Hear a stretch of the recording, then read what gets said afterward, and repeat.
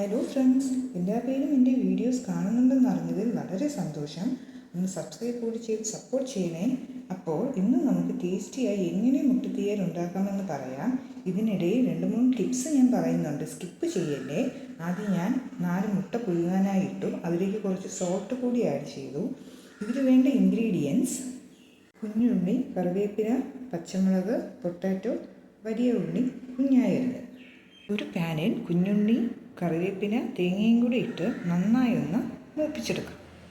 കറിക്ക് ടേസ്റ്റ് കൂടാൻ തേങ്ങ ബ്രൗൺ നിറമാവുന്നത് വരെ മൂപ്പിക്കണം കേട്ടോ. ഇതിലേക്ക് വേണ്ട മസാല: മഞ്ഞൾപ്പൊടി, മുളക് പൊടി, കാശ്മീരി മുളക് പൊടി, ഒരൽപ്പം മല്ലിപ്പൊടി. ഇത് ഇത്രയും കൂടി ഇട്ട് വീണ്ടും നന്നായി മൂപ്പിക്കണം.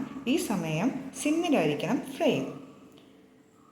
ആ കൂട്ടൊന്ന് റെഡിയായി വന്നാൽ ആറാനായി മാറ്റി വയ്ക്കാം. ഇതേ സമയം മറ്റൊരു പാനിൽ വെളിച്ചെണ്ണ ഒഴിച്ച് ഉള്ളി എല്ലാം കൂടിയിട്ട് ഒന്ന് വഴറ്റിയെടുക്കാം. അതിലേക്ക് ചില്ലി ആഡ് ചെയ്യാം, പൊട്ടാറ്റോ, കറിവേപ്പില. ഇത് ഇത്രയും കൂടി നന്നായി ആഡ് ചെയ്ത് നമുക്കതിനെ ഒന്ന് അടച്ചു വെച്ച് വേവിക്കാം. ഈ സമയം നമ്മുടെ കൂട്ടൊന്നാറി റെഡിയായി വന്നിട്ടുണ്ട്. അതൊരു ബ്ലെൻഡറിലേക്ക് മാറ്റി നമുക്ക് നന്നായി അടിച്ചെടുക്കാം. വെള്ളം ഒട്ടും ചേർക്കേണ്ട കേട്ടോ. അതിൽ നിന്ന് തന്നെ ഒരു ഓയിൽ ഉണ്ടാകും. ആ ഓയിലിൽ തന്നെ നമുക്ക് നന്നായി അടിച്ചെടുക്കാവുന്നതാണ്. ഇതിൽ നമ്മൾ വെള്ളം ഒഴിച്ച് അടിക്കുകയാണെങ്കിൽ അതിൻ്റെ ടേസ്റ്റ് കുറയും. എന്നിട്ട് ഈ മസാലക്കൂട്ട് നമുക്ക് പൊട്ടറ്റോയിലേക്കും നമ്മൾ ഉള്ളി വേവിച്ച് വെച്ചിരിക്കുന്നതിലും തട്ടി യോജിപ്പിച്ചെടുക്കാം. ഇപ്പോഴും ഞാൻ വെള്ളം ഒഴിച്ചിട്ടില്ല കേട്ടോ.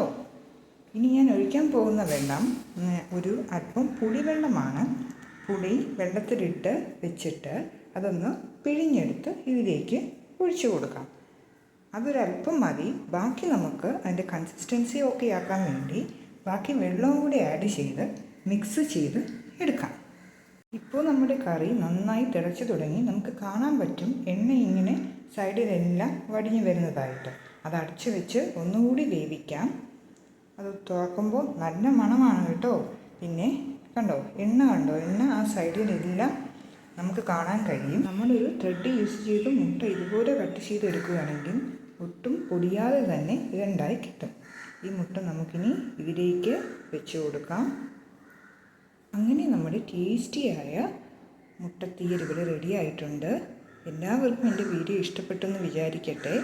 എല്ലാവരും എന്നെ ഒന്ന് സബ്സ്ക്രൈബ് ചെയ്ത് ലൈക്കും ഷെയറും ചെയ്ത് സപ്പോർട്ട് ചെയ്യണേ. നെക്സ്റ്റ് വീഡിയോയുമായി നാളെ കാണാം. See you. Take care friends. Bye bye.